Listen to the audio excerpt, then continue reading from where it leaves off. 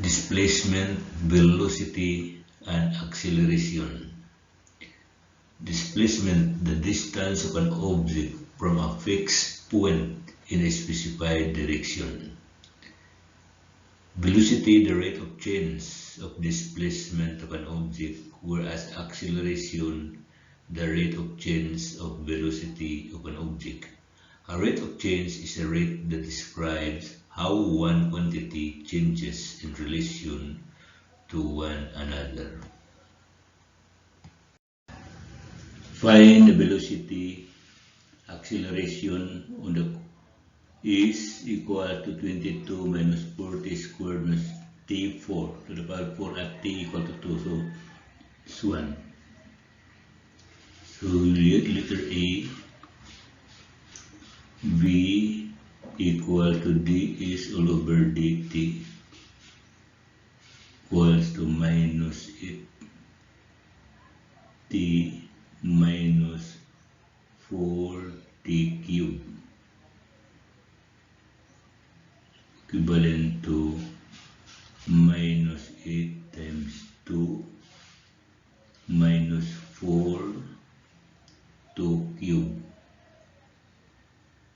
equals minus 16 minus 4 times 8 equals to minus 48.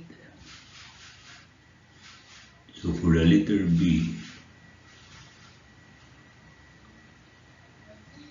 acceleration E equals to dv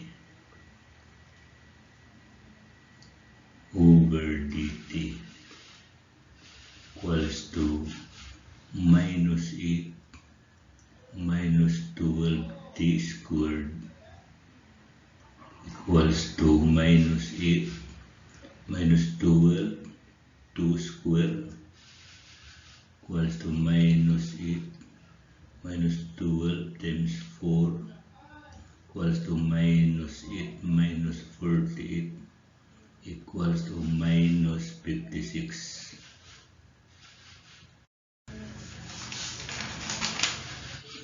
Particle moves in accordance with the law is equals to t cubed minus 3t minus 6. So find velocity. So is equals to t cubed minus 3t minus 6. So d is over dt equals to velocity 3t squared minus 3. At t equals to 2, v equals to 3 times 2 squared minus 3, equivalent to 9. To letter B, acceleration dv over dt equal to the acceleration equals to 60 equals to 6 times 2 equals to 12. For example, this one.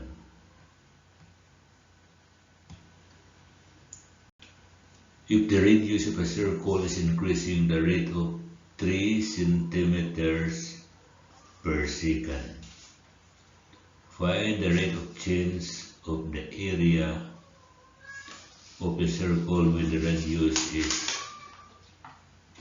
10 centimeters. So we have this one. So solution.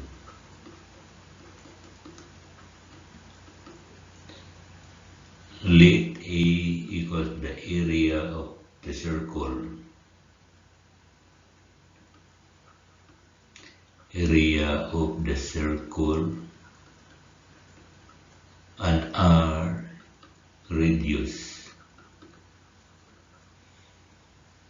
So you have the formula A equals to pi r square.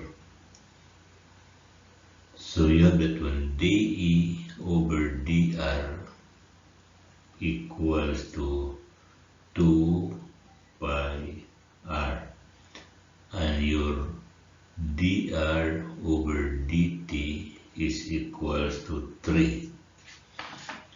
So dE over dt equals to dE over dr times dr over dt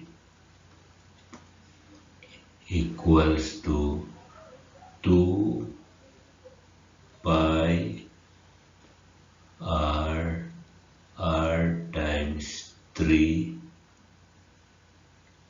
equals to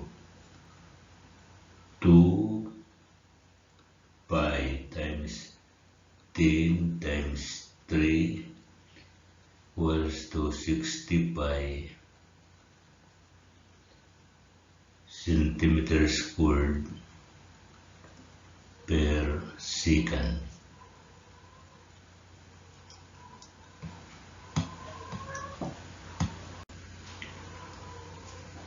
For example, to find a closed box in the form of a cube has its sides changing at the rate of 2 meters per second. So find the rate of change total surface area when the volume is 125 cubic meters. So your solution,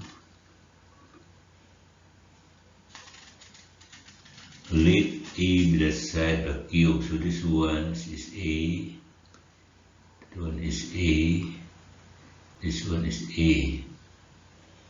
So total surface area would be is equals to 6A square. But your dE over dt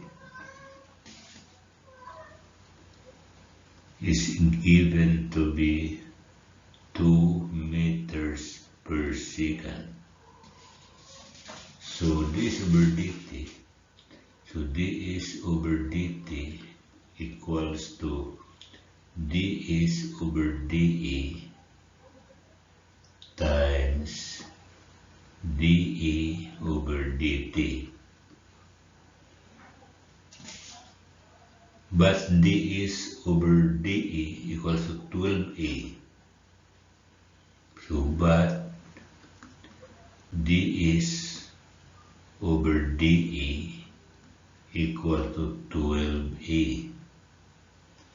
So substitute that one. So dS over dE over dt equivalent to 12A times 2 equals to 24A.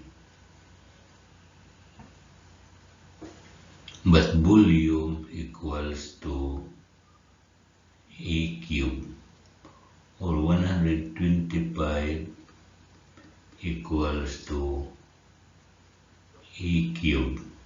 So your A equals to 5 meters. So dS over dt